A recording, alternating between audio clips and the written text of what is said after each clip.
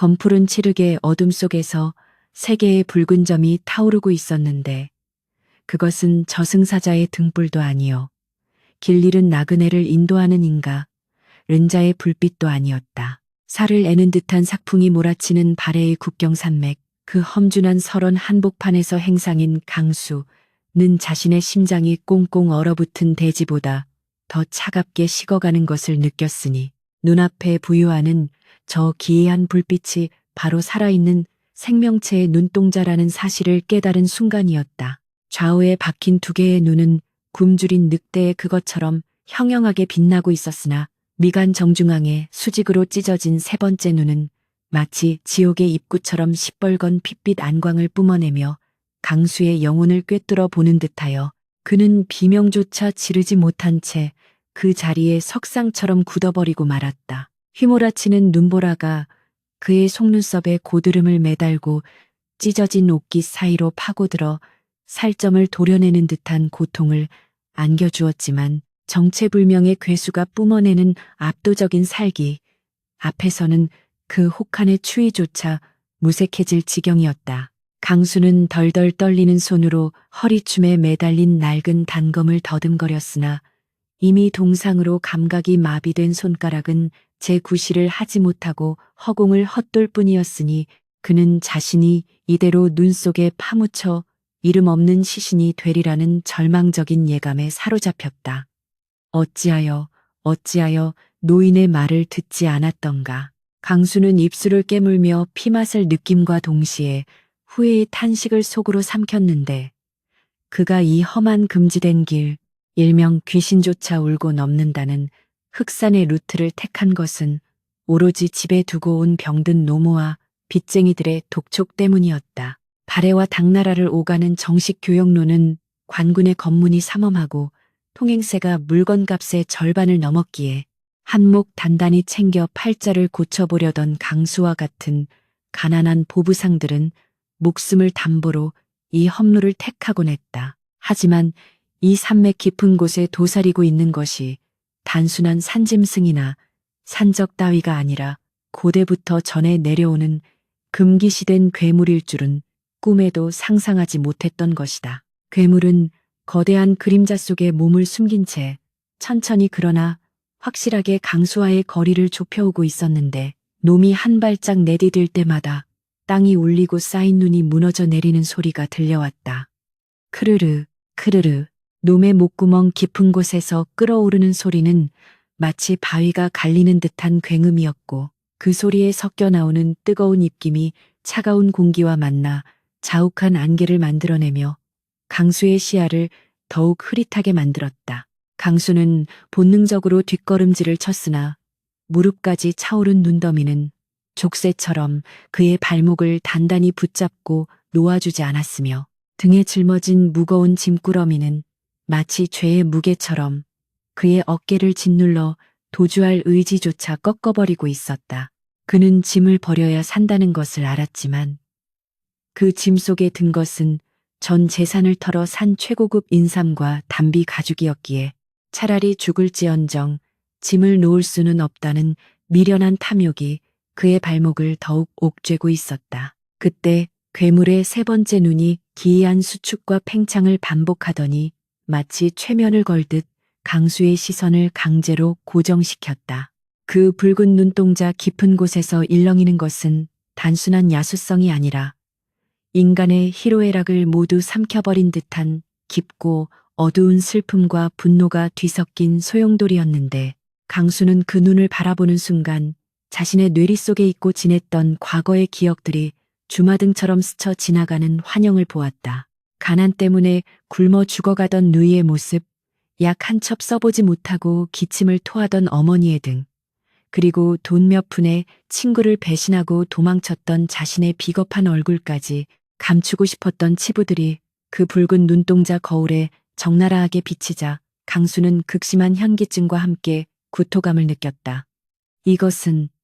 이것은 도대체 무엇이란 말이냐. 그는 괴로움에 몸부림치며 고개를 돌리려 했으나 보이지 않는 힘이 그의 고개를 우격다짐으로 고정해놓고 억지로 자신의 죄를 직면하게 만드는 것만 같았다. 눈보라는 더욱 거세게 휘몰아쳐 천지 분간이 불가능해졌고 날카로운 얼음 조각들이 강수의 뺨을 찢어 붉은 선혈이 낭자하게 흘러내렸다. 피냄새가 퍼지자 괴물의 움직임이 더욱 격렬해졌는데 놈은 이제 어둠 속에서 서서히 그 거대한 형체를 드러내기 시작했다. 집채만 한 덩치의 온몸은 흰털로 뒤덮여 설원과 하나가 된 듯했고 길게 뻗어나온 양팔은 곰보다는 길고 인간보다는 두꺼웠으며 손끝에 달린 날카로운 발톱은 얼음 바위를 두부 자르듯 쉽게 찢어밟길 기세였다. 강수는 이제 모든 희망이 사라졌음을 직감하고 덜덜 떨리는 입술로 마지막 기도를 올리려 했으나 꽁꽁 얼어붙은 혀는 말 한마디조차 허락하지 않았다. 그저 어머니라는 단어 하나만이 목구멍에서 맴돌 뿐이었고 그는 자신의 어리석은 선택이 불러온 참혹한 대가 앞에서 뜨거운 눈물을 흘렸다. 눈물은 뺨을 타고 흐르자마자 얼어붙어 또 다른 얼음 조각이 되어 얼굴을 찔렀다. 괴물이 마침내 강수의 코앞까지 다가왔을 때 놈은 바로 공격을 가하는 대신 거대한 코를 킁킁거리며 강수의 냄새를 맡기 시작했다. 역겨운 짐승의 누린내와 비릿한 피냄새, 그리고 알 수 없는 오래된 향냄새가 섞인 기묘한 악취가 강수의 코를 찔렀고 그는 공포와 구역질로 인해 정신이 혼미해지는 것을 느꼈다. 놈의 세 번째 눈에서 뿜어져 나오는 붉은 빛이 강수의 얼굴을 정면으로 비추자 강수는 마치 불에 달군 인두가 이마를 지지는 듯한 자결통을 느끼며 비명을 질렀다. 으아악! 그의 비명은 휘몰아치는 눈보라 소리에 묻혀 허공으로 흩어졌고 괴물은 마치 그 비명 소리를 즐기기라도 하는 듯 입꼬리를 말아 올리며 기괴한 미소를 지어 보였는데 그 입안에는 톱날처럼 날카로운 이빨들이 촘촘히 박혀 있었다. 강수는 마지막 힘을 짜내어 등 뒤에 짐꾸러미를 풀어 괴물을 향해 내던졌다. 가져가라, 다 가져가란 말이다. 이 빌어먹을 재물 따위 내 놈이나 먹어버려라. 묵직한 짐꾸러미가 눈밭에 처박히며 귀한 인삼과 가죽들이 눈 위로 흩뿌려졌으나 괴물은 거들떠보지도 않은 채 오직 강수만을 응시하고 있었다. 놈이 원하는 것은 재물이 아니라 살아있는 생명, 혹은 그 생명에 품고 있는 더 깊은 무언가인 듯했다. 괴물이 거대한 앞발을 들어 올려 강수의 머리통을 내리치려는 찰나 강수는 본능적으로 팔을 들어 막으려 했으나 그것은 바위로 달걀을 막는 격이었다. 퍽 하는 둔탁한 소리와 함께 강수의 몸은 종이짝처럼 날아가 수십 장점 뒤에 바위벽에 처박혔다. 전신의 뼈가 으스러지는 듯한 고통이 전해져 왔고 강수의 시야는 급격히 어두워졌다. 흐릿해지는 의식 속에서도 그는 괴물이 자신에게 천천히 다가오는 모습을 보았다. 놈은 쓰러진 강수를 내려다보며 그 세 번째 눈을 더욱 크게 부릅떴다. 기이하게도 죽음이 임박한 그 순간 강수는 놈의 눈빛에서 사례가 아닌 연민 혹은 애처로움을 느꼈다고 생각했다. 하지만 그것이 착각인지 진실인지 확인할 겨를도 없이 끝없는 어둠이 밀려와 그의 의식을 집어삼켰다. 차가운 눈밭에 얼굴을 파묻은 채 강수는 자신의 숨소리가 점점 잦아드는 것을 들으며 깊은 심연 속으로 가라앉았다. 그의 마지막 기억은 자신의 흩어진 짐꾸러미 위로 소복이 쌓이는 하얀 눈과 어둠 속에서도 꺼지지 않고 자신을 지켜보던 그 서글픈 세 번째 눈동자뿐이었다. 의식이 돌아온 것은 깊은 수렁에서 천천히 떠오르는 것과 같았는데 가장 먼저 강수구의 감각을 깨운 것은 지독한 악취였다. 코를 찌르는 유황 냄새와 짐승의 누린내, 그리고 그 사이로 희미하게 배어 나오는 알싸한 약초 향이 뒤섞여 비위가 상할 지경이었다. 무거운 눈꺼풀을 억지로 들어올리자 흐릿한 시야 속으로 기괴한 풍경이 들어왔다. 천장에는 날카로운 고드름이 창처럼 매달려 있었고 벽면은 푸르스름한 빛을 내는 이끼와 얼음으로 뒤덮여 있어 마치 저승의 감옥에 갇힌 듯한 착각을 불러일으켰다. 강수는 신음하며 몸을 일으키려 했으나 전신을 강타하는 격통에 비명을 지르며 다시 바닥으로 고꾸라졌다. 딱딱하고 차가운 돌바닥 위에는 짐승의 털가죽이 깔려 있어 냉기를 막아주고 있었지만 부러진 갈비뼈가 욱신거리는 고통은 그가 살아있음을 증명하는 잔인한 신호였다. 주변을 둘러보니 이곳은 자연적으로 형성된 거대한 석회 동굴인 듯했다. 동굴 한 구석에는 마른 나무와 짐승의 뼈를 태운 모닥불이 타닥타닥 소리를 내며 타고 있었고 그 불빛에 의지하여 거대한 그림자가 벽면을 가득 채우고 있었다. 강수의 심장이 쿵하고 내려앉았다. 그 그림자의 주인은 바로 그 괴물이었다. 놈은 동굴 안쪽의 평평한 바위 위에 앉아 큼지막한 돌절구에 무언가를 탐고 있었는데 쿵쿵 하는 규칙적인 소리가 동굴의 정적을 깨고 있었다.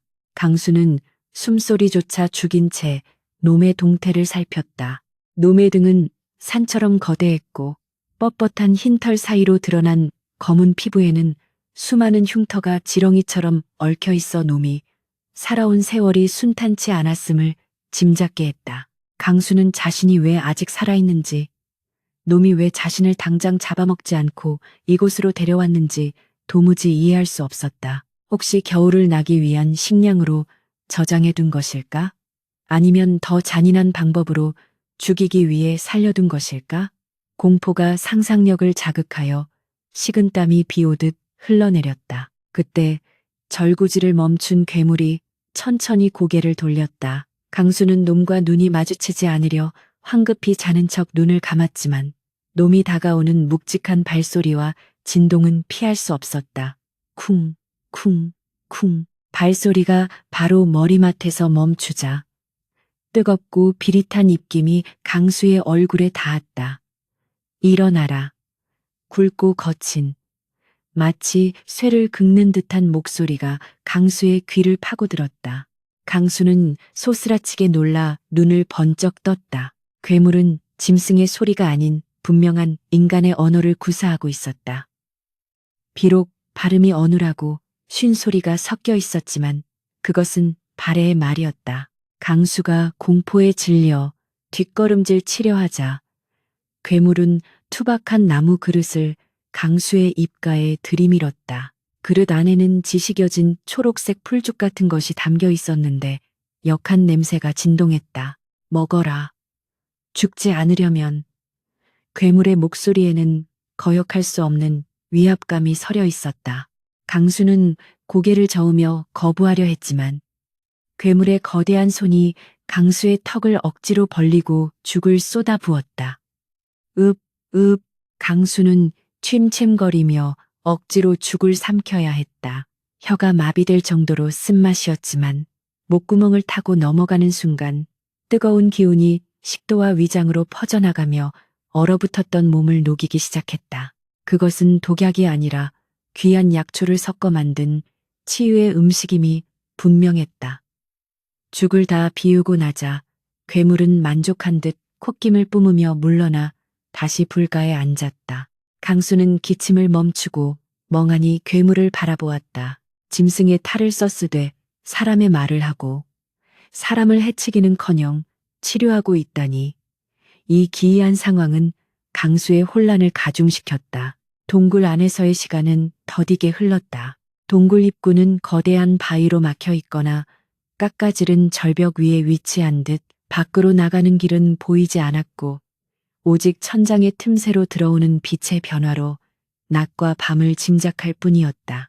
강수는 며칠 동안 꼼짝없이 털가죽 위에 누워 지내야 했다. 괴물은 주기적으로 밖으로 나가 사냥을 해오거나 약초를 캐왔고 그때마다 강수에게 죽을 먹이거나 상처에 알 수 없는 풀을 지식여 발라주었다. 강수는 점차 기력을 회복하면서 동굴 내부를 조금씩 탐색하기 시작했다. 괴물이 잠시 자리를 비운 사이 그는 절뚝거리는 다리를 이끌고 동굴 안쪽 깊숙한 곳으로 들어가 보았다. 그곳에는 낡고 녹슨 무기들과 갑옷 조각들이 산더미처럼 쌓여 있었는데 자세히 들여다보니 그것들은 당나라 군사들의 투구와 발에 관군의 검들이 뒤섞여 있는 것이었다. 붉게 녹슨 검날들은 치열했던 과거의 전투를 증언하고 있었고 그 옆에는 주인 잃은 해골들이 질서 정연하게 늘어선 채 동굴 벽을 향해 절을 하듯 엎드려 있었다. 강수는 등골이 오싹해짐을 느꼈다. 이 괴물은 단순한 포식자가 아니라 일종의 무덤지기 혹은 수호자 같은 존재란 말인가? 어느 날 밤 강수는 잠을 이루지 못하고 뒤척이다가 모닥불 앞에 앉아있는 괴물의 뒷모습을 보게 되었다. 놈은 손바닥만 한 작은 물건을 소중히 어루만지고 있었는데 그것은 낡아서 색이 바랜 붉은색 놀이개였다. 여인들이나 지니고 다닐 법한 그 물건을 투박하고 거대한 손으로 조심스럽게 다루는 모습은 기이한 부조화를 이루고 있었다. 불빛에 비친 괴물의 옆얼굴은 낮에 보던 흉포한 야수의 모습과는 달리 깊은 고뇌와 슬픔에 잠겨있는 늙은이의 얼굴처럼 보였다. 그리고 놀랍게도 놈의 이마에 박힌 세 번째 눈은 굳게 감겨 있었다. 강수가 처음 마주쳤을 때 핏빛 광기를 뿜어내던 그 눈은 마치 흉터처럼 가느다란 선으로만 남아있을 뿐이었다. 두 개의 평범한 눈동자는 흔들리는 불꽃을 응시하며 젖어 있었는데 강수는 그 눈빛에서 인간보다 더 인간적인 고독을 읽을 수 있었다. 잠이 오지 않느냐. 괴물이 돌아보지도 않은 채 낮게 읊조렸다. 강수는 화들짝 놀라 움츠러들었으나 용기를 내어 입을 열었다. 당신은 도대체 누구십니까? 왜 저를 살려주신 겁니까? 강수의 질문에 괴물은 잠시 침묵하더니 들고 있던 놀이개를 품속 깊이 갈무리했다. 놈이 천천히 몸을 돌려 강수를 마주 보았을 때 강수는 놈의 눈에서 일순간 스쳐 지나가는 격렬한 감정의 파도를 보았다. 너는 냄새가 난다. 괴물의 알 수 없는 대답에 강수가 의아한 표정을 짓자 놈은 코를 실룩이며 말을 이었다. 욕망에 찌든 역겨운 냄새가 아니라 후회와 슬픔에 젖은 비겁하지만 참아 버리지 못한 연민의 냄새가 난다. 마치 옛날의 나처럼. 괴물의 말은 수수께끼 같았지만 강수의 가슴 한구석을 찌르는 무언가가 있었다. 옛날의 나처럼이라니. 그렇다면 저 괴물도 한때는 인간이었단 말인가? 강수는 조심스럽게 물었다. 그렇다면 당신도 사람이었습니까? 괴물은 대답 대신 씁쓸한 미소를 지었는데 그 모습이 흉측하면서도 묘하게 슬퍼 보였다. 놈은 긴 손가락으로 자신의 이마 감겨있는 세 번째 눈을 가리켰다. 이 눈이 떠지면 나는 더 이상 내가 아니게 된다.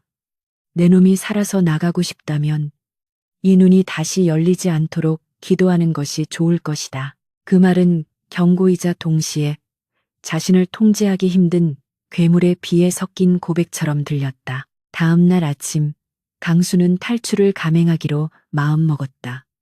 괴물이 사냥을 나간 사이 그는 찢어진 옷을 동여매고 낡은 검 하나를 지팡이 삼아 동굴 입구 쪽으로 향했다. 입구는 거대한 바위들이 얽혀 있어 틈새를 찾기 힘들었지만 차가운 바람이 새어 들어오는 곳을 따라 기어 올라갔다. 손톱이 깨지고 무릎이 까졌지만 자유에 대한 갈망이 고통을 잊게 했다.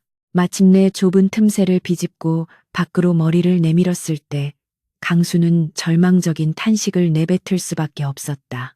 동굴 밖은 천길 낭떠러지였고 아래로는 구름이 바다처럼 깔려 있어 바닥조차 보이지 않는 까마득한 절벽이었다. 위쪽으로는 깎아지른 빙벽이 하늘을 찌를 듯 솟아있어 날개가 없는 한 이곳을 벗어나는 것은 불가능해 보였다. 아, 신이시여. 강수는 힘이 빠져 그 자리에 주저앉았다. 이곳은 천혜의 요새이자 완벽한 감옥이었다. 그때였다. 거센 바람소리 사이로 무언가 펄럭이는 소리가 들려왔다. 고개를 들어보니 괴물이 거대한 사냥을 어깨에 메고 절벽을 기어오르고 있었다. 놈은 수직에 가까운 빙벽을 마치 평지처럼 뛰어오르며 강수가 있는 틈새로 다가왔다. 강수는 공포에 질려 뒷걸음질 쳤지만 도망칠 곳은 없었다. 괴물은 틈새 안으로 쑥 들어오더니 털썩하고 사냥을 내려놓았다. 놈의 눈이 강수와 마주쳤다. 화를 낼 것이라 예상했지만 괴물은 그저 덤덤한 표정으로 강수를 내려다볼 뿐이었다. 무모한 짓이다. 이곳은 하늘이 버린 보물이 탱키 폼다. 내 놈의 다리로는 10발자국도 못 가서 독수리의 밥이 될 것이다. 괴물은 마치 강수의 행동을 예상했다는 듯 무심하게 말하며 사냥의 가죽을 벗기기 시작했다. 강수는 허탈감과 분노가 뒤섞여 소리쳤다. 차라리 죽여주시오. 이렇게 짐승처럼 갇혀 지내느니 차라리 죽는 게 낫소. 집에 노모가 기다리고 있단 말이오. 강수의 절규에 괴물의 손이 멈칫했다. 놈은 피 묻은 손을 멈추고 강수를 뚫어지게 응시했다. 그 시선은 강수의 겉모습이 아닌 내면 깊은 곳을 훑는 듯했다. 잠시 후 괴물이 나직하게 입을 열었다. 기다리는 자가 있는가? 놈의 목소리에 물기가 어린 듯 떨림이 느껴졌다. 나에게도 기다리는 자가 있었다. 아주 오래전에는 괴물은 다시 묵묵히 칼질을 시작했다. 그 뒷모습에서 뿜어져 나오는 고독이 너무나 짙어. 강수는 더 이상 항변할 말을 잃고 멍하니 놈을 바라보았다. 괴물이 벗겨낸 가죽 아래로 드러난 붉은 살코기가 모닥불 위에서 지글거리는 소리를 낼 때까지 동굴 안에는 무거운 침묵만이 감돌았다. 강수는 깨달았다. 이 괴물과의 동거가 생각보다 길어질 것이며 놈이 숨기고 있는 비밀이 자신의 생존과 깊은 연관이 있음을, 그리고 놈의 이마에 있는 저 흉물스러운 세 번째 눈이 언제 다시 떠질지 모른다는 불안감이 시한폭탄처럼 그의 심장을 옥죄어 오기 시작했다. 동굴 밖은 여전히 살을 내는 듯한 눈보라가 천지를 뒤덮고 있었으나 동굴 안쪽 깊은 곳에서는 기묘한 정막만이 감돌고 있었다. 강수는 괴물이 다시 사냥을 나간 틈을 타 호기심과 생존 본능이 뒤섞인 충동으로 동굴 구석구석을 뒤지기 시작했다. 며칠 전 보았던 괴물이 절벽을 타고 올라오던 그 틈새 말고 다른 탈출구가 혹시라도 있지 않을까 하는 신락 같은 희망 때문이었다. 그러던 중 그는 뼈무덤 뒤편에 가려져 있던 썩은 나무 상자 하나를 발견했다. 세월의 무게에 짓눌려 반쯤 바스라진 상자 틈새로 어둠 속에서도 영롱하게 빛나는 황금빛 물체가 강수의 시선을 사로잡았다. 떨리는 손으로 상자를 열자 그곳에는 순금으로 정교하게 세공된 묵직한 호페호파이와 당나라 황실의 문양이 새겨진 옥대, 유가 들어있었다. 이것은 강수의 동공이 확장되었다.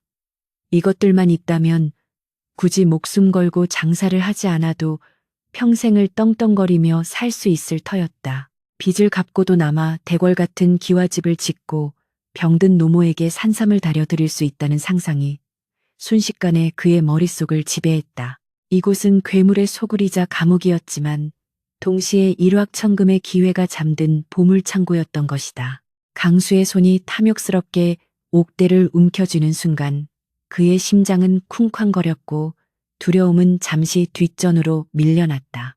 이것만 챙겨서 어떻게든 저 틈새로 빠져나간다면.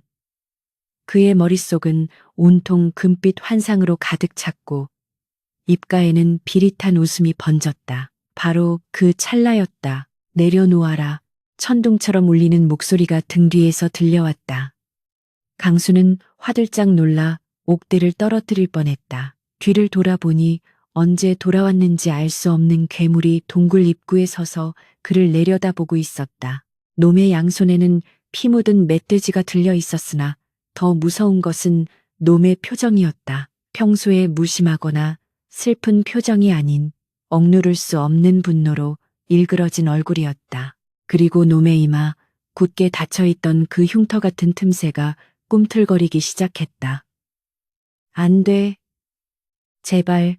강수는 직감적으로 다가올 공포를 예감하고 뒷걸음질 쳤으나 등은 이미 차가운 바위벽에 닿아 있었다. 치익 하는 소리와 함께 괴물의 이마가 수직으로 찢어지며 그 불길한 세 번째 눈이 번쩍 뜨였다. 이번에는 지난번 설원에서의 희미한 불빛과는 차원이 달랐다. 마치 용광로에서 갓 꺼낸 쇳물처럼 시뻘건 광선이 뿜어져 나와 강수의 전신을 휘감았다.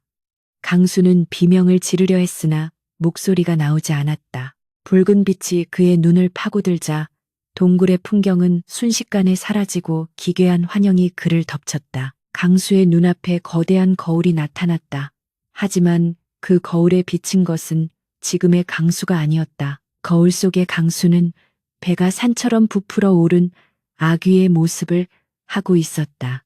입은 찢어질 듯 벌리고 있었으나 목구멍은 바늘 구멍처럼 좁아 아무것도 삼킬 수 없는 형벌을 받고 있었다. 그 아귀는 금화와 은하를 미친 듯이 입에 쑤셔넣고 있었는데 돈은 입에 들어가는 순간 뜨거운 불덩어리로 변해 혀와 목을 태워버렸다.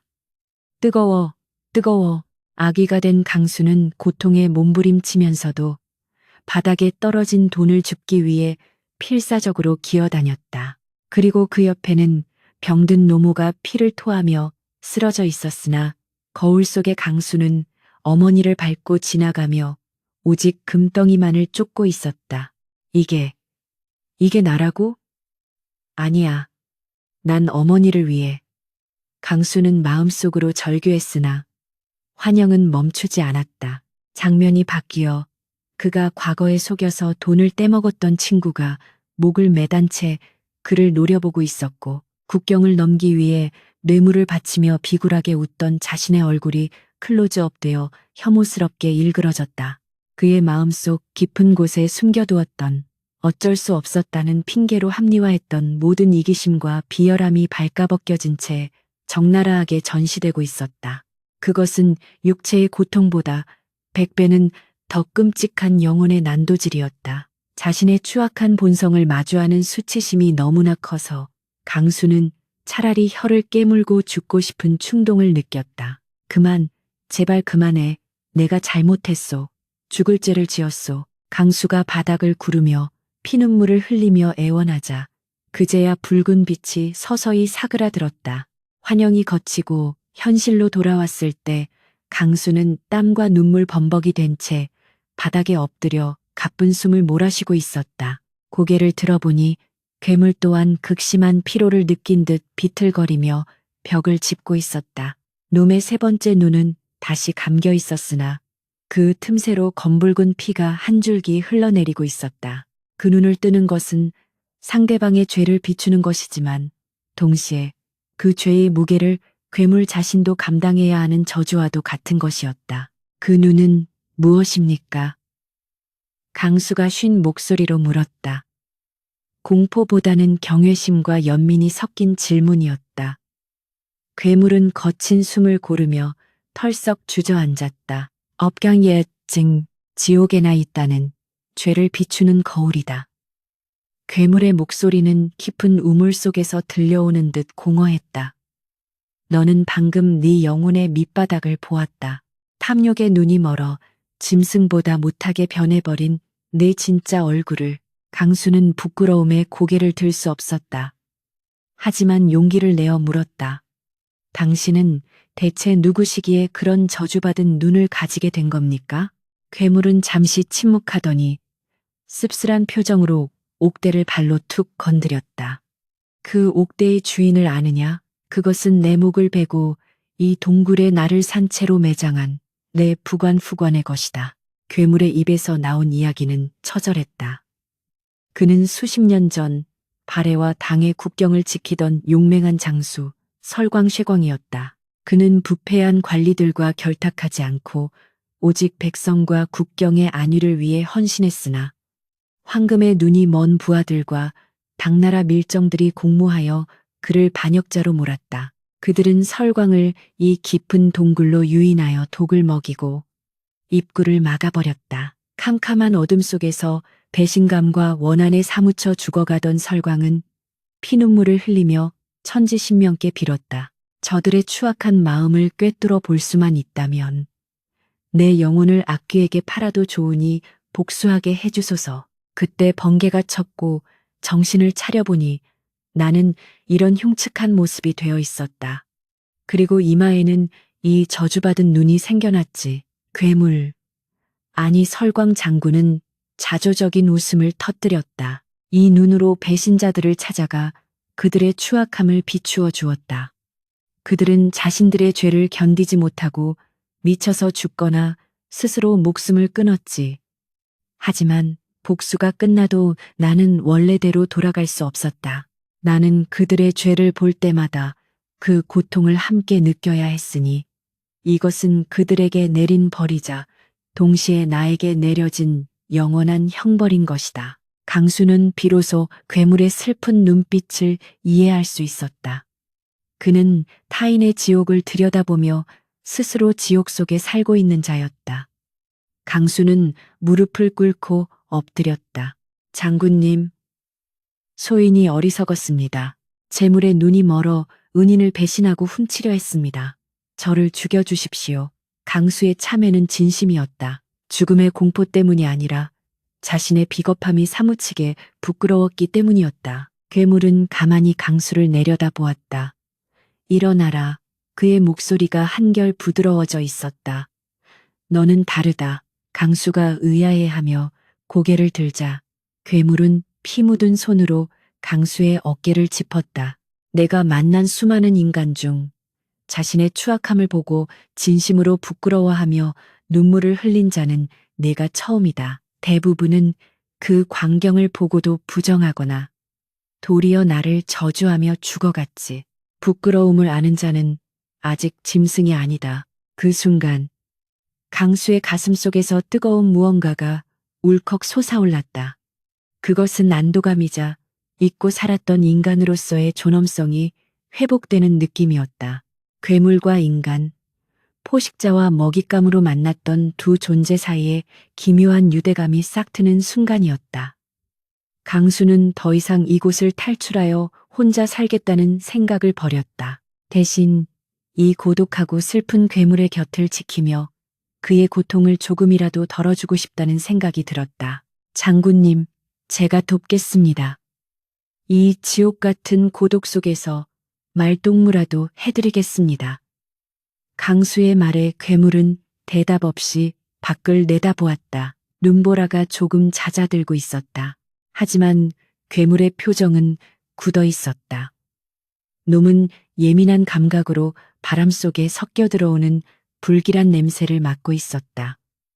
아니, 시간이 없다. 괴물이 낮게 으르렁거렸다. 피 냄새가 난다. 그리고 쇠 냄새도. 아주 많은 놈들이 오고 있다. 강수는 등골이 서늘해졌다. 누군가가 이 험한 설산을 뚫고 이곳으로 오고 있다는 말인가. 괴물은 강수를 돌아보며 단호하게 말했다. 네가 가져오려 했던 그 인삼과 가죽, 그것을 노리던 자들이 너를 추적해 온 것 같다. 아니면 이 늙은 괴물의 가죽을 노리는 놈들이거나 동굴 밖 멀리서 희미하게 나팔 소리가 들려왔다. 그것은 사냥의 시작을 알리는 죽음의 전주곡이었다. 평화는 짧았고 탐욕이라는 이름의 진짜 괴물들이 동굴 입구를 향해 다가오고 있었다. 파열음은 예고도 없이 정막을 찍고 들어왔다. 피웅, 퍽. 날카로운 소리와 함께 동굴 입구를 막고 있던 썩은 나무 기둥에 불화살 하나가 깊숙이 박혔다. 화살 꼬리에 매달린 기름 먹인 천조각이 타오르며 매캐한 연기를 뿜어냈고 곧이어 십수발의 화살이 비오듯 쏟아져 들어오며 어두운 동굴 안을 어지러운 불빛으로 수놓았다. 놈이 여기 있다. 흔적을 찾았다. 밖에서 들려오는 고함은 굶주린 늑대떼의 울부짖음보다 더 탐욕스럽고 비열한 인간의 목소리였다. 괴물. 아니, 설광 장군은 본능적으로 강수를 자신의 거대한 등 뒤로 밀쳐 숨기며 낮게 으르렁거렸다. 구석으로 피해라. 놈들이 불을 쓴다. 놈의 목소리에는 다급함이 서려 있었으나 그 눈빛만은 천명의 적군을 마주한 장수의 그것처럼 흔들림 없이 차갑게 가라앉아 있었다. 동굴 입구의 연기가 걷히자 횃불과 무기를 든 사내들이 하나둘 모습을 드러냈다. 그들은 강수가 익히 알고 있던 국경의 밀매업자들과 그들의 뒷배를 봐주는 타락한 관리들이었다. 무리의 우두머리로 보이는 자는 호피 가죽을 두르고 한 손에는 긴 월도, 월도를 다른 한 손에는 강수가 잃어버렸던 인삼 꾸러미를 들고 있었다. 그는 동굴 안쪽을 훑어보더니 거대한 서린을 발견하고는 입가에 비릿한 미소를 띄었다. 소문이 사실이었군. 설산에 괴물이 정말 존재했어. 저 가죽만 벗겨내면 황제 폐하께 진상하여 평생 놀고 먹을 수 있겠다. 그의 눈은 괴물을 생명체가 아닌 걸어다니는 금덩어리로 보고 있었다. 옆에 있던 부하들이 킬킬거리며 활시위를 당겼다. 저기 보십시오. 웬 쥐새끼 같은 놈도 한 놈 숨어 있습니다. 그들의 화살 끝이 강수를 겨누었다. 강수는 다리가 후들거렸으나 도망칠 곳은 없었다.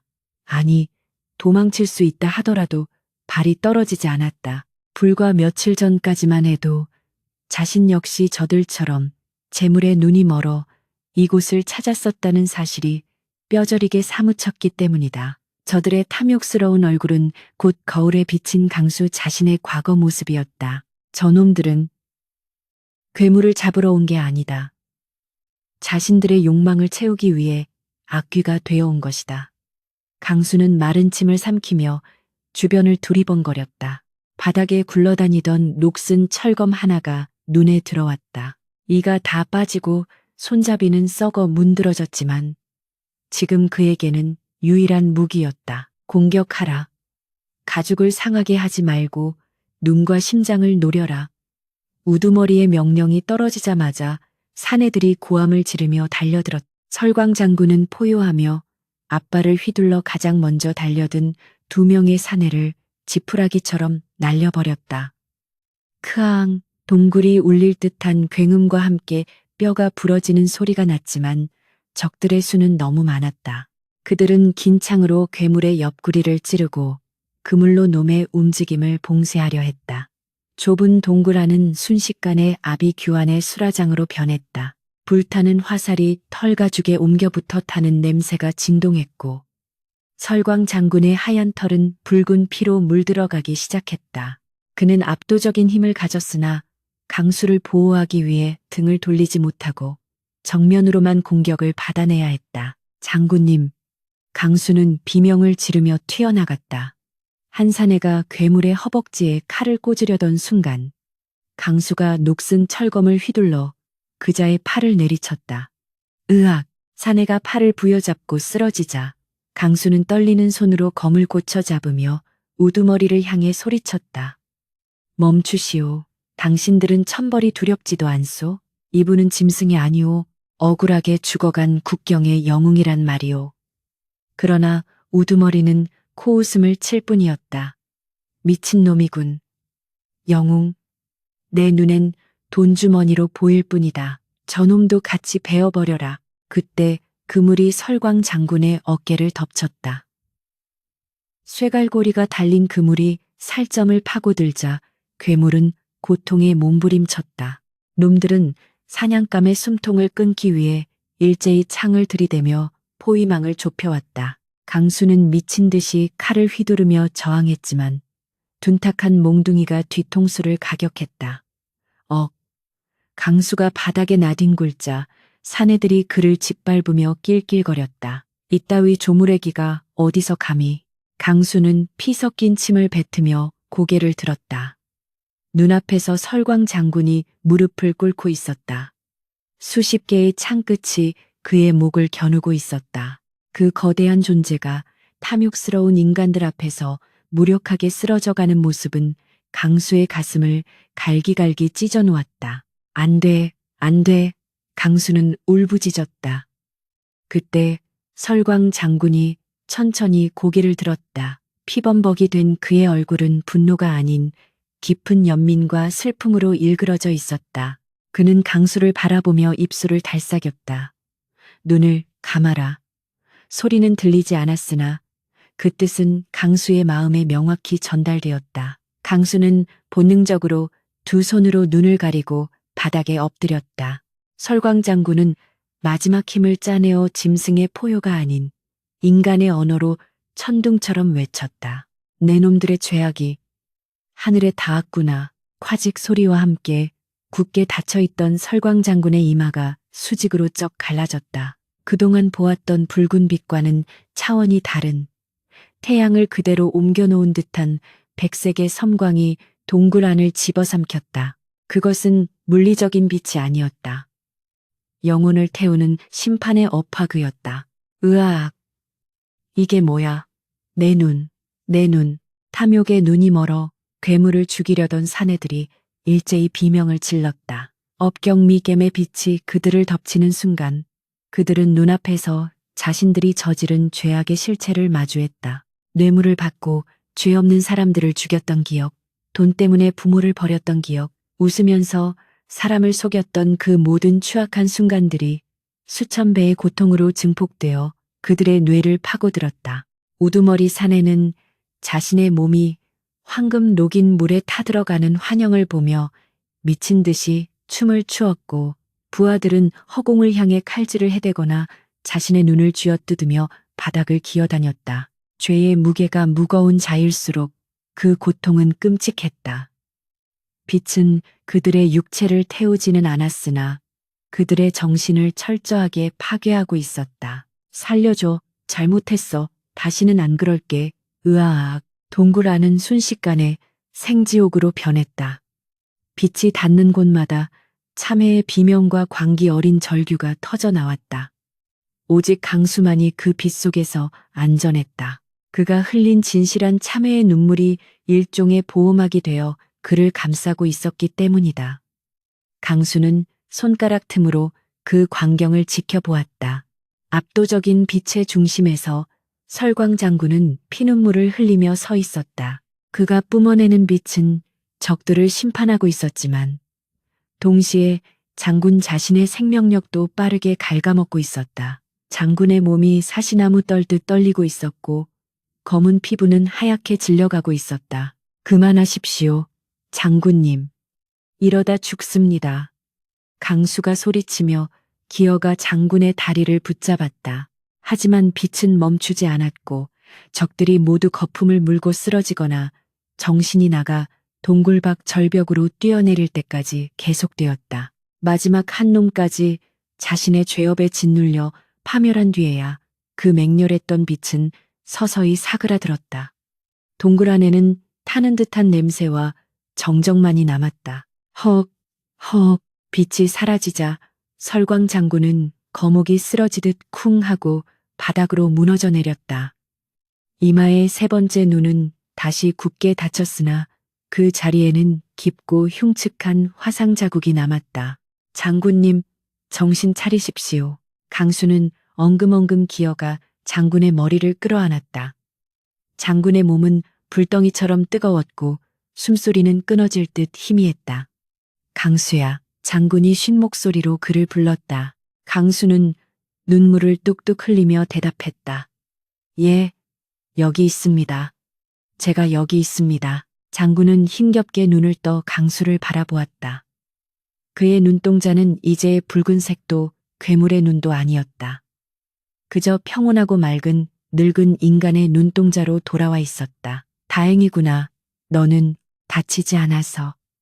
장군은 떨리는 손을 들어 강수의 뺨에 흐르는 눈물을 닦아주려 했으나 손에 힘이 없어 툭 하고 떨어졌다. 저들은 자신의 지옥을 보고 갔다. 이제 이곳은 다시 고요해지겠지. 강수는 장군의 피 묻은 털을 어루만지며 오열했다. 왜 그러셨습니까? 그냥 저를 버리고 도망치시지. 왜 이 미천한 놈을 위해? 장군은 희미하게 미소 지었다. 너는 미천하지 않다. 너는 내 오랜 저주를 풀어준 은인이다. 네가 흘린 눈물이 나를 인간으로 죽게 해주는구나. 장군의 호흡이 점점 얕아졌다. 동굴 밖에서는 눈보라가 멈추고 구름 사이로 한 줄기 햇살이 비쳐 들어와 장군의 얼굴을 비추었다. 마치 하늘이 그의 억울한 삶을 위로하는 듯했다. 나를 양지 바른 곳에 묻어다오. 그리고 그 옥대와 호패는 네가 가져가라. 그것으로 어머니를 봉양하고 다시는 이 험한 길에 오르지 말거라. 장군의 목소리가 바람처럼 흩어졌다. 강수는 고개를 저으며 울부짖었다. 싫습니다. 장군님 없이는 아무것도 가져가지 않을 겁니다. 제발 눈을 뜨십시오.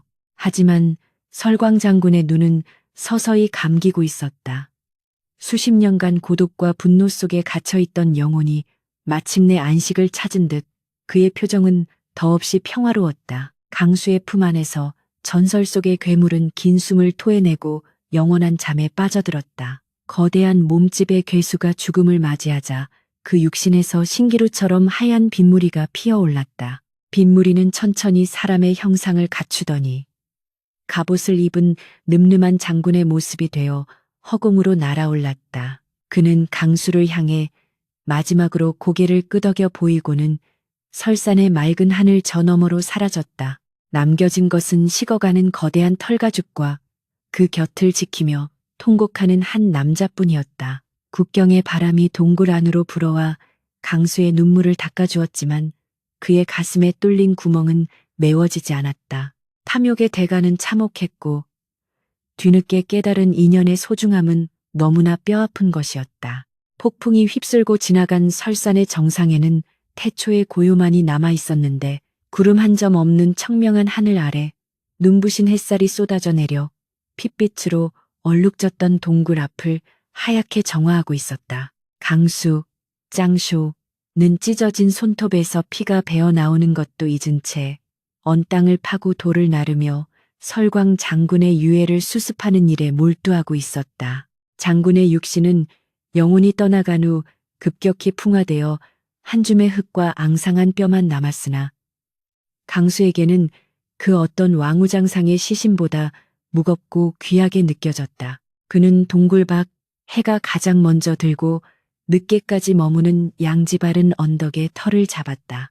땅을 깊이 파지 못해 주변의 바위들을 끌어모아 둥글게 봉분을 쌓아 올리는 방식인 돌무지 무덤을 만들었는데 돌 하나를 올릴 때마다 장군님, 부디 평안하소서, 또 하나를 올릴 때마다 제 어리석음을 용서하소서라고 속으로 되뇌며 참회의 기도를 올렸다. 차가운 바람이 불 때마다 무덤가에 꽂아둔 나뭇가지가 흔들리며 마치 장군이 손을 흔드는 듯한 소리를 내어 강수는 흐르는 눈물을 소매로 훔치며 마지막 절을 올렸다. 장례를 마친 강수는 장군이 유언으로 남긴 옥대와 호패를 품에 안았는데 예전 같았으면 그 찬란한 황금빛에 눈이 멀어 심장이 뛰었겠지만 지금은 그저 묵직한 돌덩이를 아는 듯 마음이 차분하게 가라앉았다.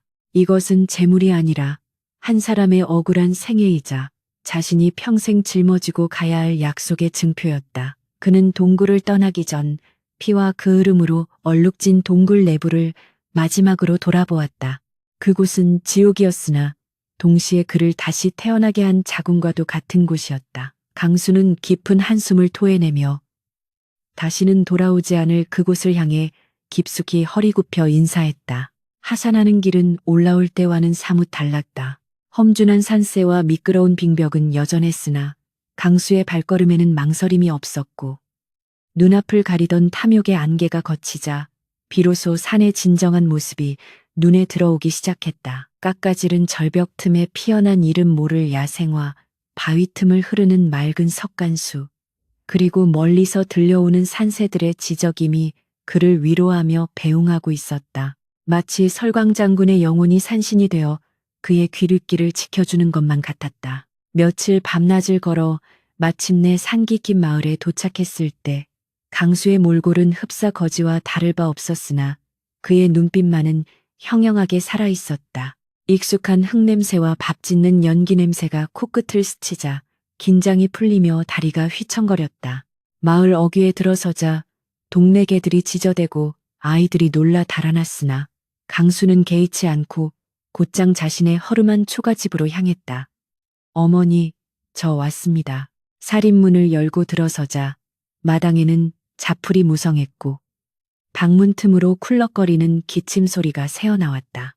강수는 신발을 벗을 새도 없이 방으로 뛰어들어갔다. 윗목에 누워있던 노모는 앙상하게 마른 손을 허공에 휘저으며 아들의 이름을 불렀다. 강수냐, 내 아들 강수냐. 강수는 어머니의 품에 얼굴을 묻고 어린아이처럼 엉엉 울었다.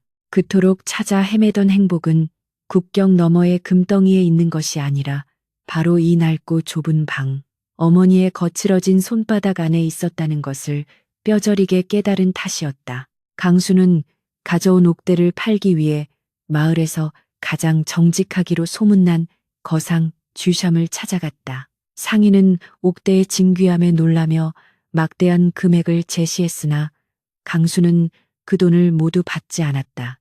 어머니의 약값과 빚을 갚을 정도면 족합니다. 그리고 나머지는 이 돈으로 국경 근처에 작은 사당을 하나 지어주십시오. 억울하게 죽은 원혼들을 달래는 사당 말입니다.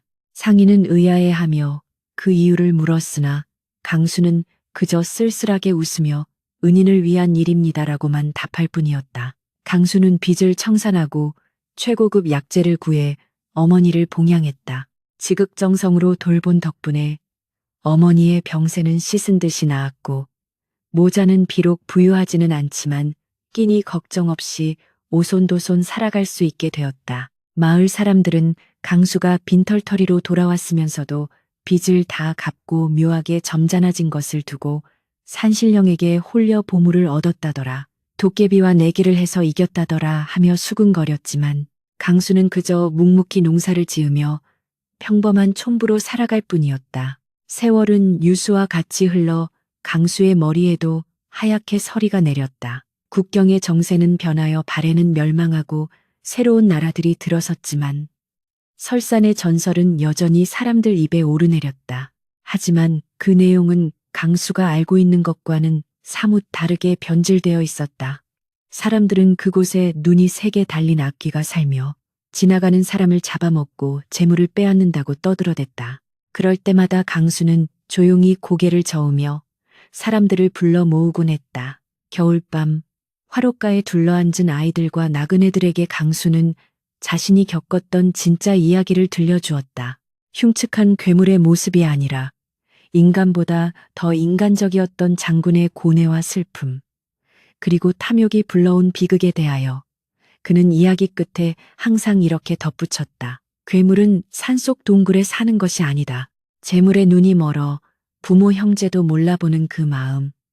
바로 우리 가슴속 깊은 곳에 진짜 새눈박이 괴물이 살고 있는 게다. 어느 눈 내리는 깊은 겨울밤 임종을 앞둔 강수는 따뜻한 아랫목에 누워 창호지 문 밖으로 들려오는 바람 소리를 듣고 있었다. 희미해지는 의식 속에서 문득 방문이 스르르 열리며 찬바람과 함께 익숙한 향기가 방 안으로 밀려 들어왔다. 눈을 떠보니 머리맡에 누군가가 서 있었다. 하얀 털옷을 입고 늠름한 풍채를 지닌 사내였다. 그의 얼굴에는 더 이상 흉측한 흉터도 세 번째 눈도 없었다. 맑고 깊은 두 눈으로 강수를 내려다보며 사내가 빙그레 미소 지었다. 오랜만이구나, 강수야. 이제 그만 짐을 내려놓고 가자꾸나. 그것은 꿈에 그리던 설광 장군의 모습이었다. 강수는 주름진 손을 뻗어 허공을 잡으려 애썼다. 장군님, 오셨습니까? 정말 보고 싶었습니다. 장군이 따스한 손으로 강수의 손을 맞잡아 주었다. 그 손길은 얼음 동굴에서의 그날처럼 차갑지 않고 봄볕처럼 따스했다. 강수는 비로소 편안한 미소를 지으며 눈을 감았다. 그의 영혼은 늙고 병든 육신을 빠져나와 장군의 손에 이끌려 밤하늘로 날아올랐다. 눈보라치는 흑산의 봉우리를 넘어 두 영혼은 나란히 빗속으로 걸어 들어갔다. 다음 날 아침 마을 사람들은 평온한 표정으로 숨을 거둔 강수를 발견했다. 그의 곁에는 평생 소중히 간직해온 낡은 호패 하나가 놓여 있었는데 거기에는 설광 쇠광이라는 이름이 희미하게 새겨져 있었다. 사람들은 그제야 강수가 평생 가슴에 품고 살았던 전설이 진실이었음을 깨닫고 숙연해졌다. 강수의 장례는 마을 사람들의 배웅 속에 치러졌고 그는 유언대로 국경이 바라다 보이는 언덕, 그가 젊은 날 장군을 위해 지었던 작은 사당 곁에 묻혔다. 이제 흑산, 힐산의 국경에는 더 이상 새눈박이 괴물이 나타나지 않는다고 한다. 대신 눈보라가 심하게 치는 날이면 길 잃은 나그네를 안전한 곳으로 인도하는 두 개의 신비한 불빛이 목격된다는 이야기가 전해진다. 사람들은 그것이 죽어서도 국경과 사람들을 지키려는 장군과 강수의 영혼이라 믿으며 그 고개를 넘을 때마다 돌 하나를 얹어 그들의 넋을 기리곤 했다. 욕망의 덧없음과 인연의 소중함을 일깨워준 두 사람의 이야기는 눈 덮인 발해의 옛 땅 위로 영원히 전설처럼 흐르고 있었다. 진정한 눈은 세상의 부귀를 보는 눈이 아니라 타인의 아픔을 보고 자신의 허물을 볼 줄 아는 마음의 눈이라는 가르침을 남긴 채